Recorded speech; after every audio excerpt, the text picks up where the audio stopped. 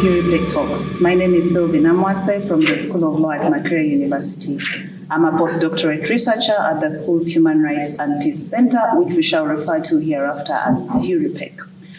And I welcome you to this episode of Huripec's Charcoal Project. This episode is interested in policy perspectives about clean cooking from the Clean Cooking Unit in Uganda's Ministry of Energy and Mineral Development.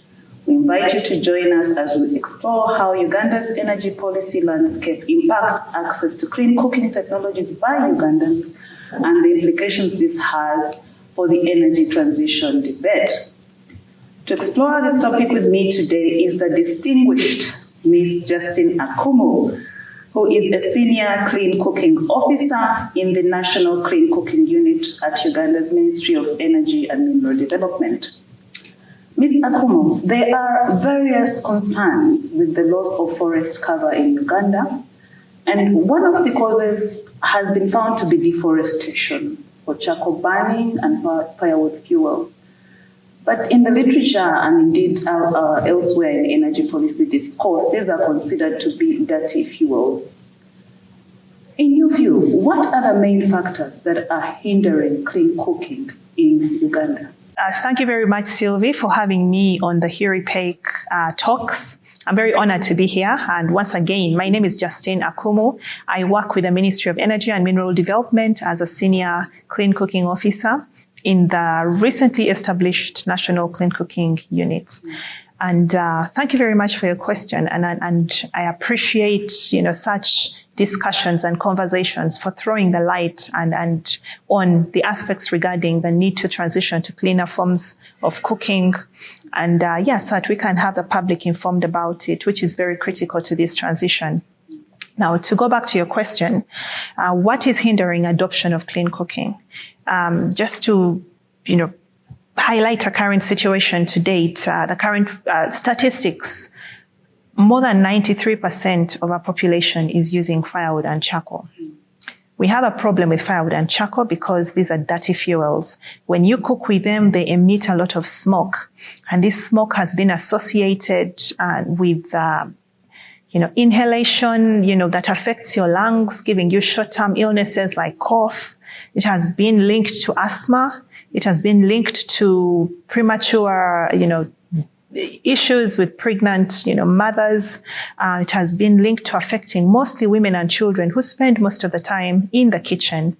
But in addition, if you look at, the need for searching for firewood, as you've highlighted that we're having our rate of deforestation is increasing, that means fuel wood scarcity. So you find women and children moving long distances just to look for firewood. That affects their productive time. It affects time that children would have dedicated to their education and their school. And that's at the household level. But also when you look at the institutional level, you find schools, I could say about 95% of schools are using firewood for cooking. And the impact is the same, even more because you're dealing with cooking for big populations. The cooks in those kitchens, if I could walk you back to when you were still in secondary school and you're going to serve food and you'd go into the kitchen and it was full of smoke, imagine those cooks having to be in that environment every day. Then you go into the kitchen, it's filled with smoke. The walls are filled with smoke. The black. Yes, they are black. Yes. So imagine what's in their lungs. That is a true picture of what's in their lungs. And if you further interrogate, they'll tell you how they fall sick, they are affected. And therefore, it's because of that the Ministry of Energy has taken upon this initiative to then promote and support the public in shifting to cleaner fuels. What causes that? It is the use of firewood and charcoal with inefficient cooking technologies. So that being known, why is it that Uganda is still heavily relying on firewood and charcoal to meet its cooking needs? It's a number of issues, I must say. And the issues revolve around policy, they revolve around supply chain, market issues, and also our cultural issues. If I may start with cultural issues, we realize that we grew up seeing this in a traditional way. Our mothers, our grandmothers were cooking like this. Even when they were preparing us for marriage, they told us this is how you have to cook for your husband. Anything short of that, the food won't be good. This will affect your marriage. So we've had cultural tendencies that have shaped our behavior and have given us a perspective into thinking that in order to cook, you have to use firewood and charcoal. So we have to undo decades of mindset, directions and mindset approaches into how one cooks. But in addition, you find the public is not aware. Those who know that this smoke affects their health, those that want to transition, they do not know where to get the appliances from. They don't know even what they need to do. And then when it comes to the supply issues, you find, let's look at the case of firewood, and it's everywhere in Uganda. Let's look at, and that's why Uganda is blessed. We have, where we have an abundance of trees in the country, very conducive climates with one of the fastest growing rates of trees in the world. And when it comes to charcoal, because this has been one of the oldest fuels that we've been using for cooking, especially in the urban areas, the supply chains are very, very well developed. If you're looking for charcoal in Kampala today, the charcoal is coming from up country, but if you want charcoal in Kampala today, all you need to do is walk about a kilometer and you find, Mama Jindi selling charcoal. The charcoal is available. You can buy charcoal in quantities of what you need today up to what you can store for a month. The charcoal trade and distribution and sales allows you to buy it in a way that is manageable for you, either daily or monthly, to name but a few. It's flexible. It is flexible. Now, when it comes to the alternatives, you find those are the supply challenges. Some of the alternatives are not available in the country, have to be imported. Some of them are suffering from supply and distribution challenges. One case in point is, for example, using, let's talk about gas. You find gas is mostly concentrated in the urban parts of the country. When you go into the rural parts of the country, you may not find gas. That 1 kilometer you need to move for charcoal. In some rural parts of the country, you might need to travel 30 whole kilometers to find gas. But most importantly, it's the aspect on the policy environment. Cooking affects many sectors. I spoke about it being a health issue. You've highlighted cooking being an environmental issue. It's causing deforestation. Cooking is an energy issue. We want to shift to cleaner and more efficient forms of energy. Cooking is a livelihood issue. When women are being affected, youth are losing time, children are being affected by their education. So you find it touches several components. So where does cooking fall? In what policy then comes in to address the issues regarding the issues regarding cooking. So there has been a gap that has caused us, to look and say, hey, who is in charge of this policy? And it's very important because you realize when you have weak policy, you're not able to highlight the problem to the right, influential decision makers, and therefore you do not have the resources to address the problem and come up with a solution.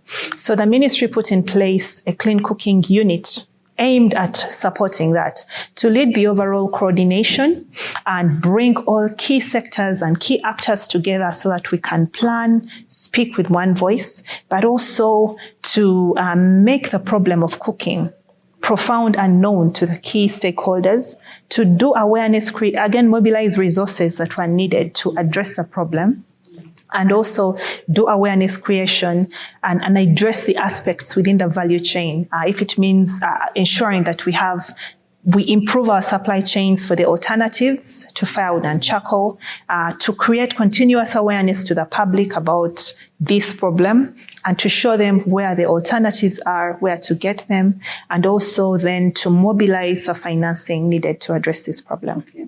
So, Justine, and thank you so much for sharing about those challenges. You did mention about culture, one of the reasons why Ugandans are delaying to transition into clean cooking technologies or fuels. So culture was one of them. We talked about the flexibility or inflexibility of some of these new fuels or clean fuels.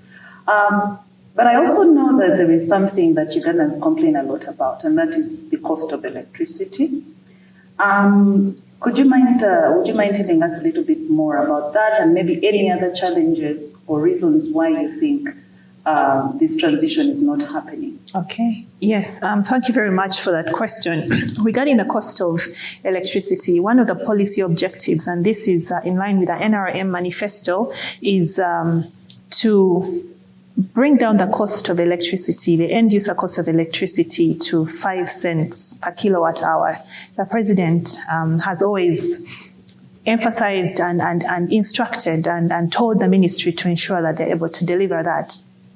And then when it comes to the cost of cooking with electricity, we've had and we acknowledge that electricity is relatively costly. I want to use the word relative and relate it to what electricity typically would displace, and that is charcoal.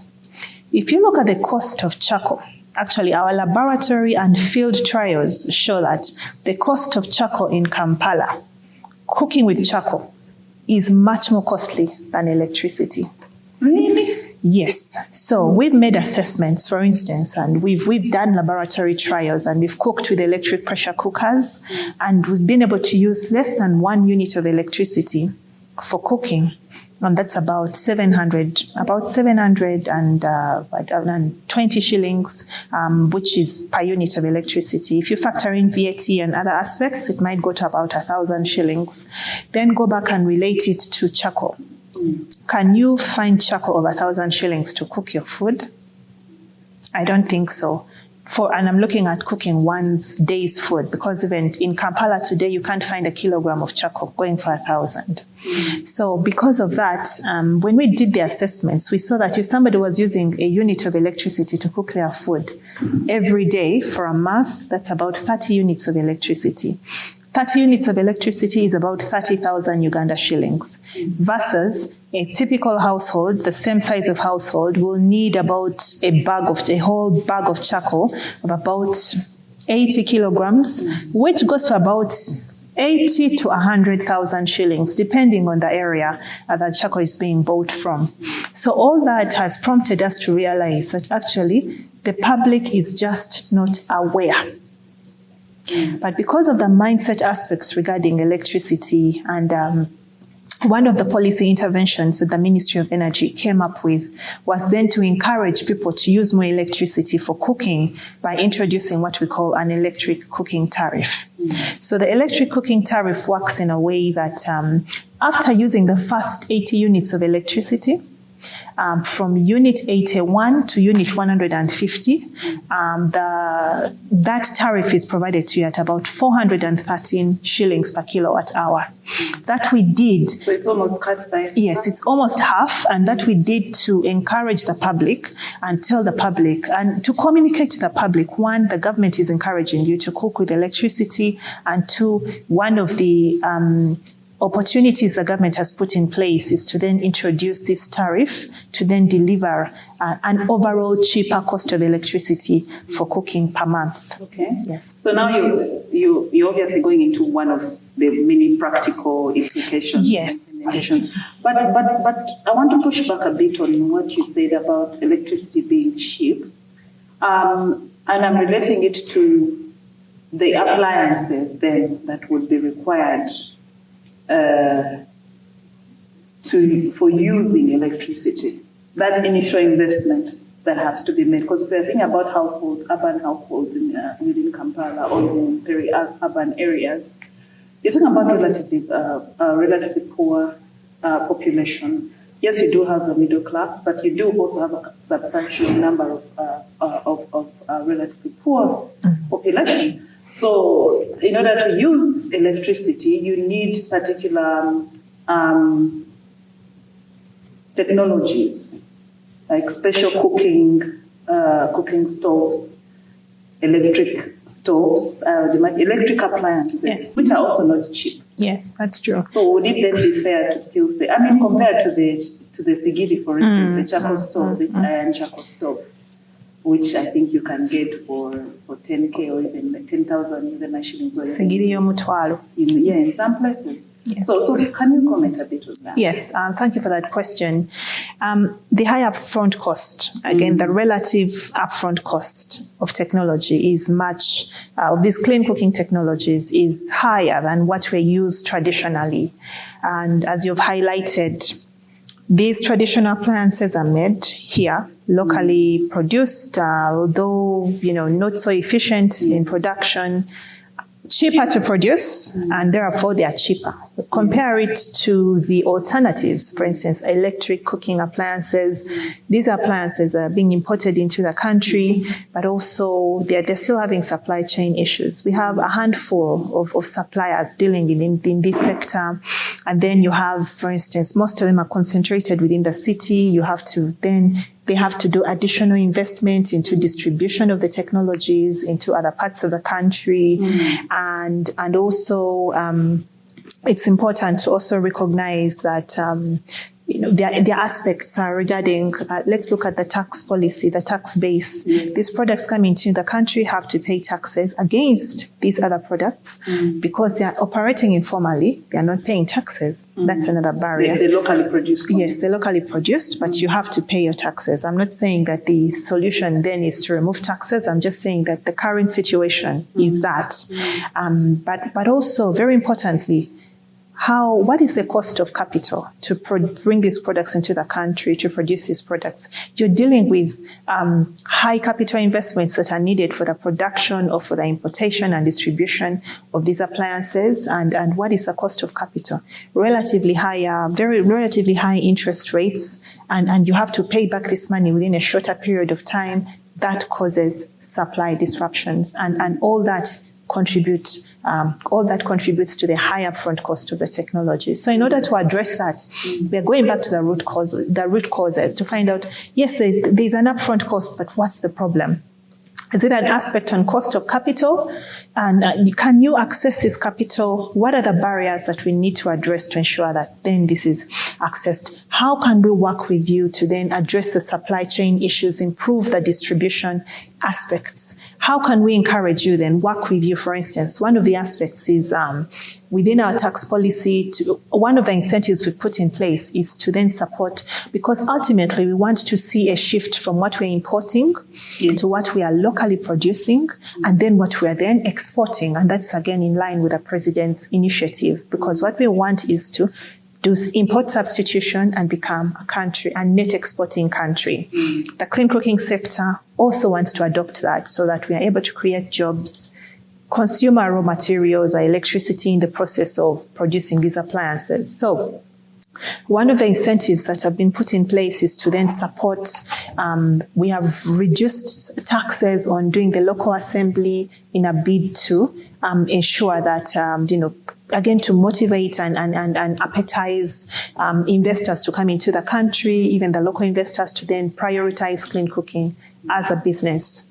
Another thing is when it comes to capital, we are working with our financial intermediary company, that's the Uganda Energy Credit Capitalization Company, who has been capitalized for the sole reason of providing financing to where do people get money from? They go to the bank. So we are working with banks to provide affordable and, capital that can be used to address this problem. So I think UECCC has worked with a number of banks such as Stanbic Bank, Centenary Bank, and Housing Finance to provide financing. And this has been done in a bid to then, as a longer term approach to ensuring that the private sector has affordable finance, but also that the banks see that this is also an attractive and a bankable intervention. And if they tweaked their financing a little better, then the private sector would access this money. Another thing the government is investing in is, of course, in the spirit of leaving no one behind, and also, looking at the lower the relatively lower income households, the government is implementing a number of subsidy programs and end user subsidy or demand side subsidies, where we are working with private sector to bring down the upfront cost of the technology using we're using results based subsidies.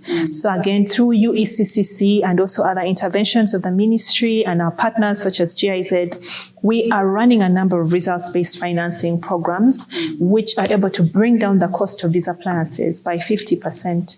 So an electric pressure cooker, for instance, which goes for 300,000 shillings on the market, today can be accessed at 150,000 shillings through the companies that are participating in these results-based financing programs.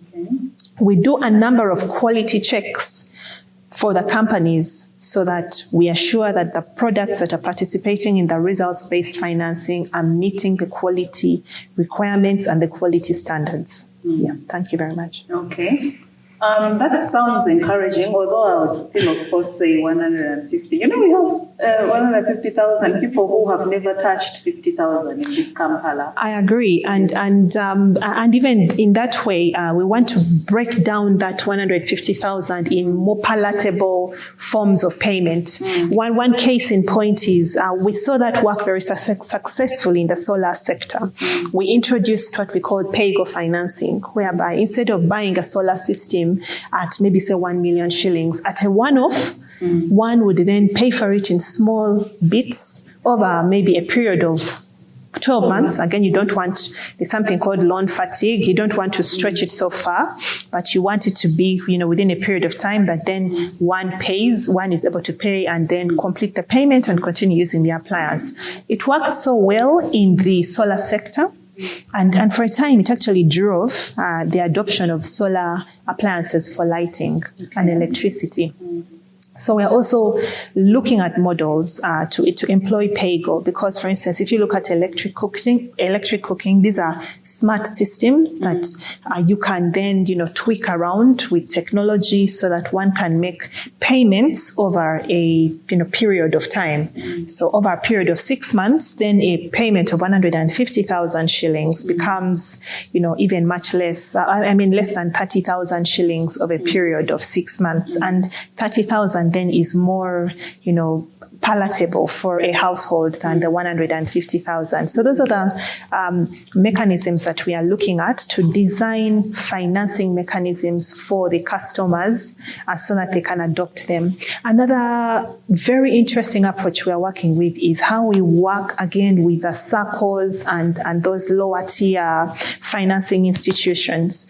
And here, we've seen this work where, these institutions have provided financing, or they have acquired these appliances and given them out and then collected the money in smaller, manageable tranches. So those are some of the interventions that we are working with SACCOs and the lower tier financiers, such as the microfinance institutions, to then provide these appliances and do the continuous distribution. This is not only for the lower income, we're also working with staff circles. For instance, one of the things that we successfully piloted with Umeme was providing electric cooking appliances through their circles. Okay. And really, we saw the adoption. So with the lessons we learned, we looked at how we can then also use that for institutions, for instance, the Ministry of Energy and other agencies, so that then we work around, provide the appliances to the circles, then they pay off, through the circles and the contributions. Thank you very much. So in all of this, electricity, it appears, is the central form of energy. If we are to talk clean cooking fuels, there's other options. There is gas, like you talked about. I think there is also this liquid ethanol. The ethanol. There's biogas options. Yes, that's true. There's all those. I think you know this better than me, of course. But from our conversation, it seems electricity. Does it hold some? Is there something unique about electricity compared to these other? Yes. Other options. Yes. And why should we focus on perhaps electricity? We have infrastructure that the government has invested in, billions of shillings, millions of dollars in establishing and across the country, and for what purpose? To provide energy for industry, to provide energy for productive use, and now energy for cooking. So the uniqueness about electricity is that this infrastructure does not only provide energy for cooking. Unlike other value chains that may focus on, one particular service. For instance, if you're looking at ethanol, the ethanol is strictly for cooking. All the money you're going into the investment of the supply chains is strictly cooking. However, when it comes to electricity, that whole infrastructure investment can provide a household with electricity for lighting, can provide an industry with electricity for, again, industrial production and processing. So, and then electricity can also be used to charge your electronics. Yes, it can. Yeah. So we believe integrating the need for electricity, the need for energy for cooking, and the overall requirement for electricity can also help, advance aspects of clean cooking. After all, the electricity infrastructure is already there. How can we tap into it as a lower hanging fruit? But that notwithstanding, of course, you recognize that electricity access in the country is about 25.6%, whereas the government has secured financing aimed at increasing electricity access, and through increased connections, strengthening the already existing electricity grid, targeting to achieve universal electricity access at least before 2040. We recognize that we need to have a solution to a cooking problem today. That's why as Uganda, we are taking an integrated approach. We're saying as government does continuous investment in electricity access, how can we ensure that the population is using at least a cleaner fuel for cooking? That's why LPG comes in to support. And indeed, our gas consumption has increased in the country. We have targets. We're seeing that, by the time we achieve our targets in 2040, we see about 50% of the population using electricity for cooking. Our statistics. That's the target. That's our target. Our statistics show that it's about if we go by what the national census UBO said, it was about 2% that are using electricity for cooking today. In the city or in the overall global the country? National perspective. However, when it comes to the city, it's much higher. So here, what we want to do is grow that percentage. We also have very high targets for gas. We believe we can also achieve an increase in gas consumption by up to 30%. And we also have room for ethanol. Currently, we're with the current ethanol, production, and here the ethanol is coming from locally produced in the country. We can achieve up to 1 million households using ethanol for cooking by 2030. We also have biogas. This Uganda produces a lot of cattle, poultry, pigs. All these can produce biogas, and the biogas feeds into agriculture because you're getting the gas, but also you're getting the bioslurry, which you then use and enhance. It can work as an organic fertilizer. But also, as we do additional agricultural agro-processing, we have agro-waste residue that is coming out. That residue is used to produce pellets. The pellets are also a very good source of energy for cooking because they use advanced biomass cook stoves. So therefore, we have an integrated approach that will enable us reduce the demand on firewood and charcoal for cooking, even as, interventions on electricity access continue to grow. Yeah. Okay. Thank you. That sounds very encouraging. And it's a considerable amount of actually information that would perhaps also fall under my next question around the policy and practical innovations that the Clean Cooking Unit is supporting in order to encourage Ugandans take up more clean cooking methods. So in addition to what you've already explained, are there any other very specific, practical, and policy-oriented innovations? Yes, I spoke about the National Integrated Clean Cooking Strategy and how it's helping shape Again, it's a strategy and plan on how we implement our energy policy to enable the country transition from the dirty fuels to the cleaner cooking fuels. And this integrated strategy also identifies the roles that the other sectors play. It's not only a problem of or an intervention by the energy sector. I spoke about that. It's health, it's internal affairs, it's police, it's Ministry of Gender. They have remand homes that need the fuel that again for cooking. It's the education sector because we've actually seen how cooking feeds into a school feeding policy and how it actually improves the quality of education delivered. You go to places where food is not cooked and children are running out of school by midday. And when they go for lunch, they don't come back. And when they come back, they are yawning. So we've seen the need to link.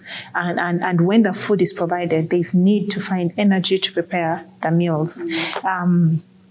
But also a number of other policy interventions we are doing this. I spoke about the subsidies and the tax incentives to encourage ethanol production and pellets. We've waived VAT. We've reduced the import duty for... You waived VAT on what? On pellets produced because the pellets are produced from waste. When it comes to ethanol, there is no tax on ethanol, strictly for cooking. Ethanol is locally produced. Yes, the ethanol and the pellets are locally produced, and there is no tax on ethanol. We've waived excise duty. We've waived the value-added tax on that to ensure that the cost of ethanol is relatively affordable. We are also, to grow the supply chain, we are taking on additional private sector interventions, approaches where we're exploring PPPs.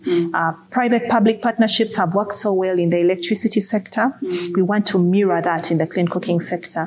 One of the PPPs that has been very instrumental is Bukona Agro Processors, the ones who produce the ethanol that we use for cooking in Uganda today. So Bukona produces about 40,000 liters a day. If we had several Bukona factories across the country, that would really support, again, with the aspect of the supply chains, but also additional awareness creation and the behavioral change. It's not just awareness, but continuous behavioral change to again show the public. And here we've had a number of interesting, campaigns where we even work with key and instrumental leaders. We work with, for instance, we worked with the Bishop of Luwero Archdiocese. We worked with the Deputy Katikiro of Uganda, and here we were able to cook with the electric pressure cooker. And we cooked matoke, the way you cook matoke for your husband. That is how we prepared the matoke. We prepared, when we went to Teso, we prepared the local meal. We prepared atapa and we prepared ebo. And here we were able to demonstrate what message were we showing? That the leaders, the leaders that you listen to are telling you that this actually works.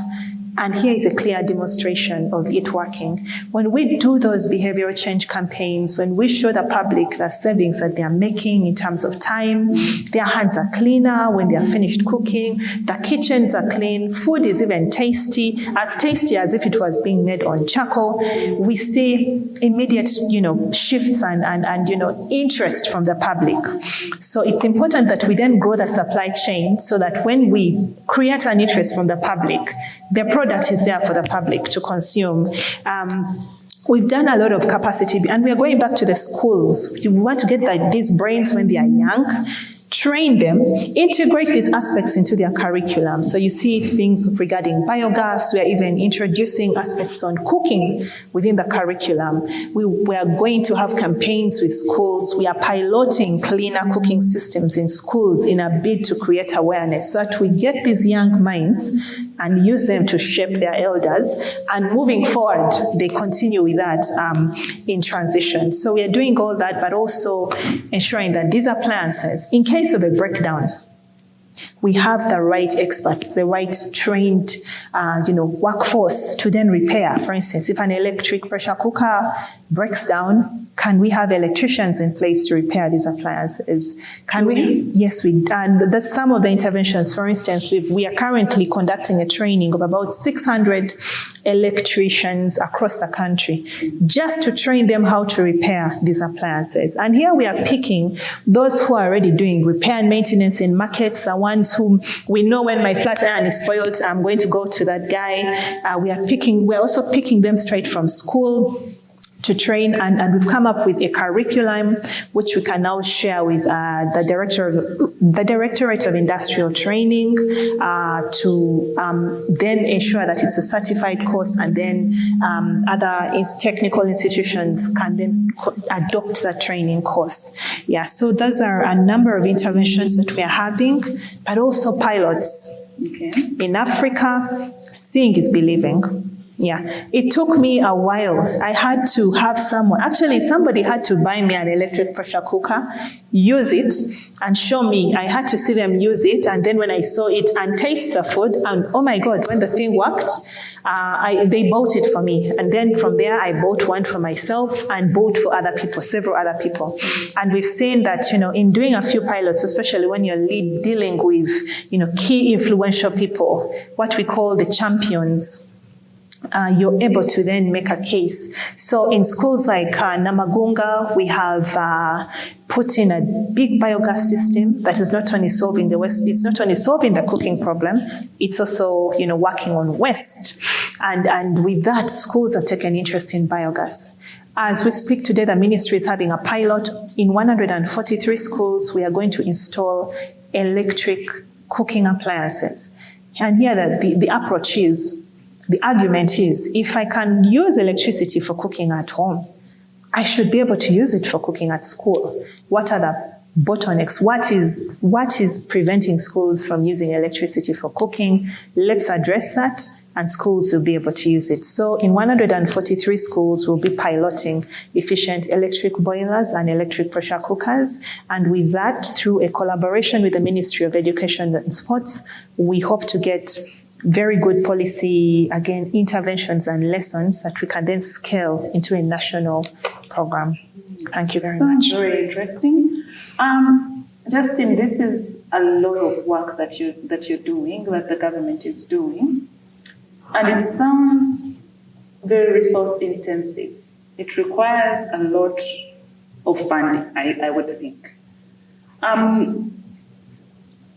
What challenges, if any, are you facing with sustaining this dream, this goal? And in addition to those, or after mentioning those challenges, could you then give us maybe some recommendations? Oh, thank you so much. On how the country can maneuver and overcome these challenges in order to meet this goal? Yes, indeed. We identified the challenge, and through the National Clean Cooking Unit, I believe we put it in place, particularly for that aspect, to then, bring the problem and make it known to the key decision makers. To the, for instance, when it comes to getting government funding, in addition to electricity, we had to make the problem profound to the Ministry of Finance and say we need to move the extra mile with clean cooking.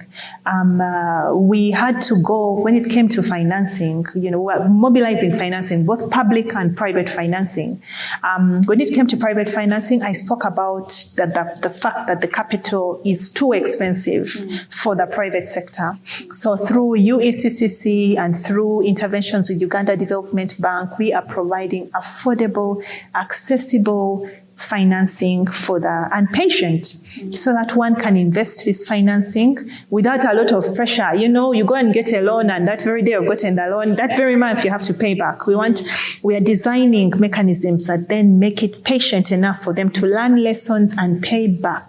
Yeah, because this is long-term financing. It's not short-term business, which the financial sector is used to lending for. Yeah, these are large-scale, long-term, investments. And therefore, financing for them should be treated as such. Yeah, we're also looking at, and I spoke about that from the private sense, we have worked with multilateral development banks to again design development financing to then support the clean cooking sector. For instance, we are now working with African Development Bank, and we've mobilized close to $10 million, with the support of African Development Bank. We have mobilized a lot of financing from the World Bank on clean cooking. So we've seen that working with multilateral development banks is very instrumental in helping us to access, especially external financing. Then the opportunity that clean cooking brings is because it is a climate mitigation intervention. Therefore, we are able to compute the positive impacts it has on climate and then which are the emission reductions, and we are able to quantify them into carbon and participate into the carbon market. We've seen that a number of clean cooking interventions that are being implemented actually have carbon financing around it. So at the Ministry of Energy, we now have, we are designing a national clean cooking carbon program so that we also use that to mobilize additional carbon financing. This carbon financing can support us with two aspects. One, reducing the upfront cost of technology. Two, reducing the cost, the operational costs, and that's the fuel consumption. So if I'm buying, I imagine if I had carbon financing and I would use it to reduce the cost of gas, I imagine there would be much more uptake. So those are the interventions that we are looking at, and also to create awareness to the public, because in some cases it's not a financing issue, it's a knowledge issue. So we're establishing knowledge management systems, putting up the right quality assurance mechanisms and infrastructure about it, but making it known to the public that you who's living in Kampala, the money you're spending on charcoal is much more than the electricity I want you to shift to. It's much more than the gas I want you to shift to. And then we're also coming up with other interventions to make the delivery cheaper. And that's why I like electricity. You can buy electricity that you need for today. You can buy electricity of 2 months, and even 1 month for one whole year, depending on what you can afford, because it's a prepaid system and it's similar. It goes back to that advantage that charcoal had. With charcoal, you can buy what you need for today, what you need for 2 weeks, a month, at the end of the year.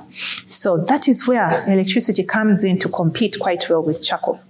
And even so we are also designing, methods of delivery of gas, of pellets, so it's able to mimic that. So that if I want gas, I should be able to get gas of today, gas of the month. That means if instead of buying a gas cylinder, 13 kilogram cylinder at 100,000 shillings, I can buy gas of 5,000 and cook for that day. So those are the approaches. What is this small bottle? We have methods of delivery. For example, you see countries like South Africa are metering the gas. Okay. Even schools, actually, one of the things we piloted with, for instance, King's College Budo, we put the whole gas system aside and we pipe the gas to the kitchen. So all the school is paying for is the gas they have used on that very day. Yeah, they don't need to pay for the whole gas, that is the asset of the gas company. So we just want the company to buy the energy as a service. We want the school and the final beneficiary. So those are, where can we adopt that? For instance, in apartment areas where you have a number of households concentrated in one place, that's where gas can work. In schools, because all you need to do is buy the gas. You don't need this other. I would imagine that there's also infrastructure issues there, because the way our houses are built, would there be a provision for metering the gas? Yes. Into the kitchen in the apartment? Yes. So if one used, if you go back then, you have to work with, for instance, especially the Ministry of Lands to ensure and work with the landlords to ensure that then we're able to design and at the point of establishing your building plan, yes, there's a plan for an external gas system, so that you put the gas bullet out there, then do the piping into the kitchen. So should that be a policy issue maybe? That is a policy issue. That is an issue we're already having in a discussion with the respective ministries, and that's why we needed a clean cooking unit, because there was a lot of sectoral coordination. You find now what is a barrier is now a building plan, a building design. So you have to address those barriers. You have to work with all the players, because you find landlords are telling their residents, I don't want you to cook with charcoal in my house, but they're not giving you alternatives. All they're saying is, don't use charcoal, we're sorting. And as we're saying, no, this is a solution. Hey, landlord, this is the role you can play. Can you try this? How about you even buy the gas and as they are paying rent, they also pay for gas. Just as they pay for electricity, they can also pay for gas. So those are some of the models that we are piloting to make sure. But then that requires research. Yes. It requires piloting, drawing lessons, and then scaling up. So you're dealing with a multitude of players. You're dealing with research institutions, you're dealing with the ministries of lands and housing, the physical planning board, and, landlords and landlord associations, cities that give the licenses and, all those, and you have to bring them on board in order to deliver this intervention. Yeah, thank you. Wow, so we've come to the end.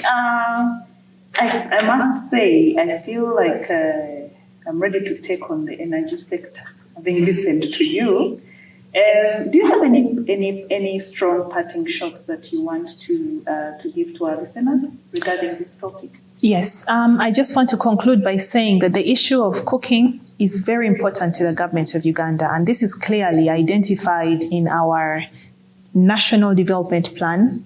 For instance, NDP4 is targeting to achieve clean cooking access. We're targeting to at least have a shift the population and have 50% clean cooking access. But it's also integral, as clearly evidenced in our energy policy. We are targeting that by 2040, we want to have everybody switching to cleaner cooking solutions. Why? We recognize that clean cooking can drive enable households to use electricity more efficiently. Cooking can then save productive time, enable children to then read better, improve the quality of education. So cooking is so multifaceted when it comes to the benefits that we really want to adopt, and the government is very keen to promote this intervention, not only for the energy benefits, but also the environment and the global commitments that we have made in terms of reducing our carbon emissions in the country. Yeah, so in order to do that, through the National Clean Cooking Unit, we are working towards improving the policy. And here policy both at the central government level, but also working with district local governments so that they can plan and implement clean cooking interventions. We are also working towards designing the right financing mechanisms, mobilizing financing that is needed for clean cooking intervention. That is both public and private, and also, concession and development financing. We're also working towards behavioral change.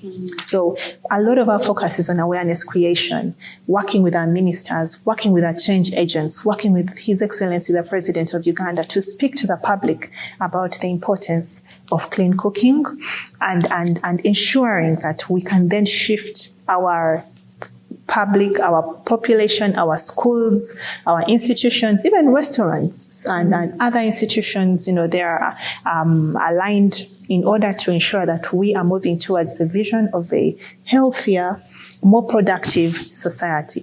Thank you so much. Thank you so much. I like the note on which we end. I think for me, what my key takeaway is that all efforts are being made to protect the environment, to protect the climate, but also to ensure that the ordinary Ugandan is not left behind.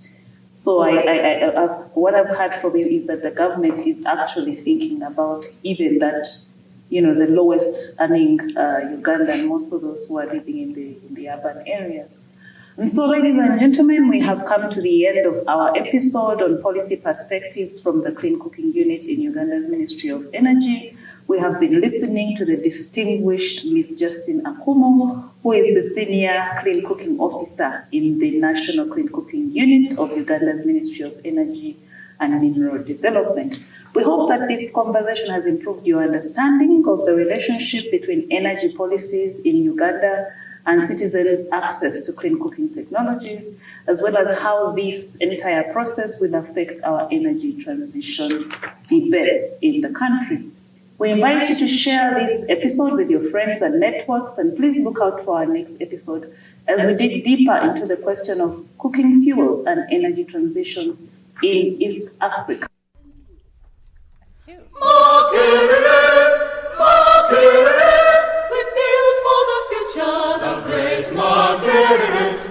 Great and mighty, the walls around thee. Great and mighty.